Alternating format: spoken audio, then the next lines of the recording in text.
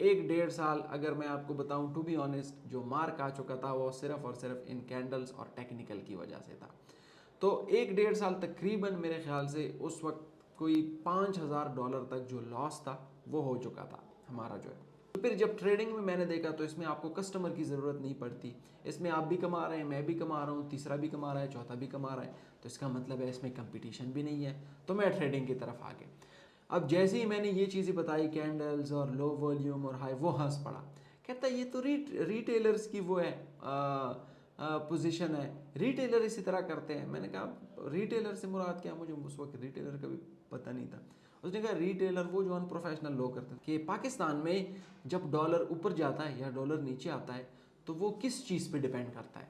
तो मैंने कहा यार पाकिस्तान में अगर हमारी इकॉनमी ठीक चल रही है तो डॉलर जो है वो नीचे आता है, अगर हमारी इकॉनमी जो है वो बड़ी कमज़ोर है और बड़ी ख़राब चल रही है तो डॉलर सीधा ऊपर की तरफ जाता है।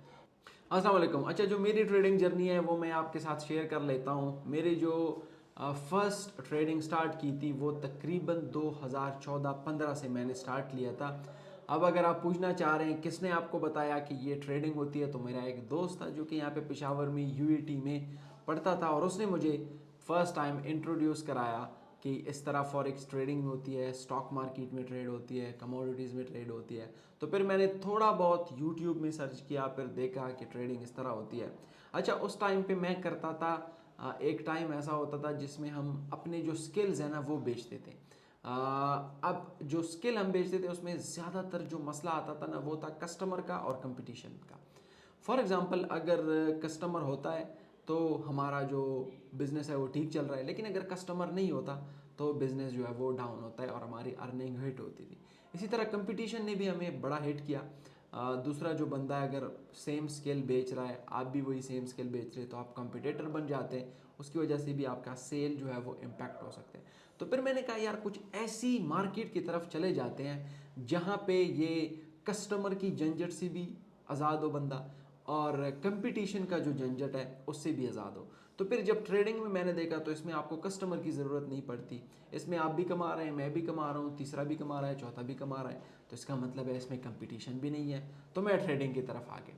अच्छा, जिस तरह लोग पहली दफ़ा एक डेढ़ साल लॉस कर लेते हैं, इसी तरह मैं भी बहुत ज़्यादा मार खा चुका था ट्रेडिंग में। एक डेढ़ साल अगर मैं आपको बताऊं टू बी ऑनेस्ट, जो मार खा चुका था वो सिर्फ और सिर्फ इन कैंडल्स और टेक्निकल की वजह से था। तो एक डेढ़ साल तकरीबन मेरे ख्याल से उस वक्त कोई $5,000 तक जो लॉस था वो हो चुका था हमारा जो है। उससे मैं काफ़ी डीमोटिवेट हो चुका था। तकरीबन तकरीबन जो कैपिटल है वो बिल्कुल ख़त्म हो चुका था और ज़ीरो पे आ गया था। फिर उसके बाद एक टाइम ऐसा आया जो कि मेरे ख्याल से मेरी लाइफ का लाइफ चेंजिंग मोमेंट था वो, जब मेरे वाले साहब ने कहा कि आप यार दुबई आ जाओ। मेरे वाले साहब दुबई में होते थे, तो उन्होंने कहा यार आप दुबई आ जाओ और आप 3 महीने का यहाँ पे विज़िट लगवा लो और यहाँ पे दुबई देख लो, और मैं जहाँ पे जॉब करता हूँ इन लोगों के साथ भी थोड़ा सा वो इंटरेक्शन कर लो। तो मैं सीधा वहाँ पे चला गया। वाले साहब ने मुझे जैसे ही वहाँ पे पहुँचा तकरीबन कोई 5-10 दिन वहाँ पे रेस्ट किया। फिर उसके बाद वाले साहब ने मुझे कहा यार मैं आपको अपनी कंपनी ले जाता हूँ जहाँ पे मैं जॉब करता हूँ। तो मैं वाले साहब, मेरे जो वाले साहब थे वो एडमिनिस्ट्रेशन में थे, तो वहाँ पे जब मैं गया तो वहाँ पे मैंने डिफरेंट, वो मुझे विज़िट करवा रहे थे कि देखिए ये हमारी कंपनी में ये एक आईटी डिपार्टमेंट है, ये लीगल डिपार्टमेंट है, ये हमारा अकाउंट्स डिपार्टमेंट है, ये हमारा रियल स्टेट का डिपार्टमेंट है। तो उसमें करते कराते एक इंट्रोडक्शन ये भी हो गई कि ये देखे ये हमारा ट्रेडिंग डिपार्टमेंट है। अच्छा, उस वक्त तक मेरे वाले साहब को भी पता नहीं था कि मैं ट्रेडिंग करता था। तो जैसे ही मैंने ये सुना कि यार ये तो ट्रेडिंग डिपार्टमेंट है, तो मैंने अपने अब्बू से कहा यार अब्बू आप किसी बंदे को यहाँ पे जानते हो जो कि मुझे थोड़ा बहुत उसमें वो गाइड कर दे ट्रेडिंग में। तो मेरे वाले साहब चूँकि एडमिनिस्ट्रेशन में होते थे, तो एडमिनिस्ट्रेशन में उन्होंने कहा कोई मसला नहीं है, इसमें मैं बहुत सारे लोगों को जानता हूँ, क्योंकि कंपनीज में आपस में वो कुलीग्स होते हैं। तो उसने कहा है बहुत सारे लोगों को जानता हूँ, उसमें कोई मसला नहीं है।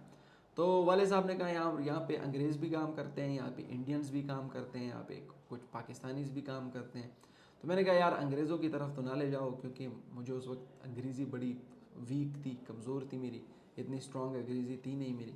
तो फिर उसके बाद फ़ैसला ये हुआ कि एक इंडियन बंदा था, कुणाल उसका नाम था, उसके साथ मेरे वाले साहब ने कहा इसके साथ मैं मिलवाता हूँ और थोड़ा सा डिस्कस कर। मैं उसके साथ मिल गया मैंने कुणाल साहब से कहा, मैं उसको सलाम कहता था, वो कहता था जी जय श्री कृष्ण, ठीक है। तो जैसे ही मैं उसके साथ मिला, मैंने सिंपली उसको कहा कि यार मैं भी ट्रेडिंग करता हूँ। तो वो भी बड़ा हैरान हो गया कि यार आप भी ट्रेडिंग करते हैं। मैंने कहा आप तो वैसे भी करते हैं, मैंने देख लिया। उसने कहा आप कैसे ट्रेडिंग कर लेते हैं? तो मैंने सीधा अपना लैपटॉप उठाया, वहाँ पे एक्सेल शीट में मैंने अपने साथ कुछ अपने ट्रेड्स लिखे थे। तो मैंने उनको बताया कि ये देखें, ये मैंने हाई वॉल्यूम ब्रेकआउट और लो वॉल्यूम रीटेस्ट पे ट्रेड किया है।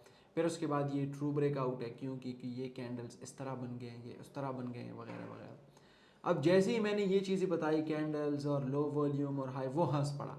कहता ये तो रिटेलर्स की वो है, पोजीशन है, रिटेलर इसी तरह करते हैं। मैंने कहा रिटेलर से मुराद क्या? मुझे उस वक्त रिटेलर का भी पता नहीं था।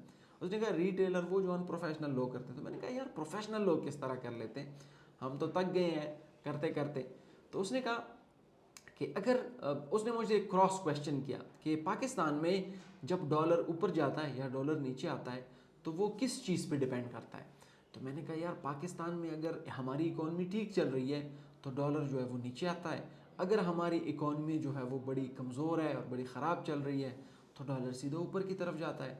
तो उसने कहा कि अगर पाकिस्तान में ये देख रहे हो कि इकॉनमी ठीक चल रही है या इकॉनमी ख़राब चल रही है, तो फॉरेक्स मार्केट में भी यूरो यूरोप की करेंसी है, यूएसडी अमेरिका की करेंसी है।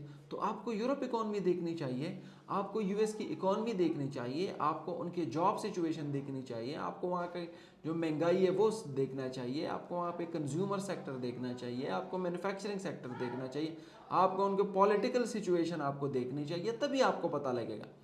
तो मुझे फिर उसने, एक बंदा था माइकल नाम था, कुणाल ने कहा यार उसके पास चले जाओ, वो टेक्निकल ट्रेडर है। मैं उसके पास चला गया, मैंने कहा यार ये भी टेक्निकल ट्रेडर है। मैंने उनसे पूछा कि यार आप किस तरह ट्रेड कर लेते हैं? तो उसने कहा कि यार मैं इस तरह, ये सपोर्ट है, ये रेजिस्टेंस है, ये ट्रेंड लाइन है, ब्ला ब्ला सारी चीज़ें उसने देख ली। लेकिन आखिर में उसने ये बताया कि ये ट्रेड मैंने इस वजह से लिए कि अपार्ट फ्रॉम टेक्निकल, यहाँ पे सेंट्रल बैंक ने कहा था कि हम बैंक रेट्स बढ़ाने वाले हैं। अब यहाँ पे मैं रुक गया, यार ये बैंक रेट्स क्या होते हैं? तो मैं सीधा फिर वापस कुणाल के पास आ गया कि यार कुणाल साहब मैं वो सारी चीज़ें तो जानता हूँ, ये टेक्निकल ये चार्ट, लेकिन ये बैंक रेट क्या होता है मुझे कुछ अंदाज़ा नहीं है। तो फिर उसने मुझे बताया कि देखो, दुनिया की सुपर पावर की करेंसी कैंडल से प्रेडिक्ट नहीं होती, दुनिया की सुपर पावर की करेंसी लकीरों से प्रेडिक्ट नहीं होती। दुनिया में यूरोप एक नाम है, उसकी इकॉनमी को, उसकी करेंसी को आप जो है वो कैंडल से और चार्ट से और लकीरों से प्रेडिक्ट नहीं कर सकते। अगर आपने आना है तो आप सीधा इकॉनमी पे फोकस करें, आप फंडामेंटल पे फोकस करें। उसके बाद मुझे पता लग गया कि ये जितनी भी कैंडल्स हैं, जितनी भी एसएमसी और वो सारी चीज़ें बिल्कुल बकवास है, और मैंने उसको छोड़ दिया, मैं सीधा फंडामेंटल पे शिफ्ट हो गया। तो कुणाल साहब के साथ करते कराते मेरे वालिद साहब की सिफारिश के बाद तय ये हुआ कि 3 महीने मेरा विज़िट था, और मैं हर फ्राइडे और सैटरडे को कुणाल साहब के पास जाया करता था, और वो मुझे फ्राइडे को भी पढ़ाते थे और सैटरडे को भी पढ़ाते थे। उसके बाद मेरा जो रास्ता है वो बिल्कुल हमवार हो गया। 3 महीने बाद मैं वापस आ गया, सारी जितनी भी 3 महीने में जो कुछ भी सीखा था, 7-8 महीने में तकरीबन उसको रिवाइज़ किया। कुणाल साहब के साथ मैं ईमेल पे जो है वो कनेक्ट रहा, जो भी कोई मसला आता था तो मैं उसको मैसेज भी कर लेता था, ईमेल भी कर लेता था। वो कभी कभार मुझे रिपोर्ट्स भी भेज देते थे, ये गोल्डमैन वगैरह की। तो उसके बाद जब तकरीबन 1 साल 1.5 साल बाद फंडामेंटल्स पे मैंने काम करना शुरू किया, तो फिर उसके बाद मैं जो है वो सक्सेसफुल रहा। उसके बाद मैंने लॉस नहीं किया। तो सिंपल ये एक शॉर्ट सी स्टोरी थी मेरी, कैसे मैंने स्ट्रगल करके ट्रेडिंग में फेल्योर से सक्सेसफुल की तरफ आ गया। सिंपल मकसद ये है कि आपने अगर फोकस करना है, रियल थिंग्स पे फोकस करें, रियल चीज़ों पे फोकस करें। ये गपशप, ये कैंडल्स, ये चीज़ ही छोड़ दे। Candles is just representation of the price, ये सिर्फ प्राइस को रिप्रेजेंट कर रहे हैं, बाकी इसमें कुछ भी नहीं है। हाँ, मैं ये भी नहीं कहता कि कैंडल को आपको बिल्कुल भी यूज़ नहीं करना चाहिए, टेक्निकल को आपको बिल्कुल भी यूज़ नहीं करना चाहिए, यूज़ कर लें, लेकिन 20%, 100% आपने नहीं करना। अब for example in candles technicals को मैं यूज़ करता हूँ बट 20% ओनली। 80% जो डायरेक्शन होता है वो मुझसे फंडामेंटल से क्लियर होता है कि मार्केट नहीं ऊपर जाना है। हाँ, कहाँ तक ऊपर जाना है, तो रेजिस्टेंस तक ऊपर जाना है या ट्रेंड लाइन तक ऊपर जाना है, बस बात खत्म। तो इसको यूज़ कर लें, मैं ये भी नहीं कहता बिल्कुल आपने यूज़ नहीं करना, यूज़ कर सकते हैं, लेकिन 100% इसको नहीं समझना, 15-20% इसको यूज़ कर लें, बाकी फंडामेंटल पे फोकस कर लें, होपफुली आप भी प्रॉफिटेबल हो जाएंगे। Thank you very much.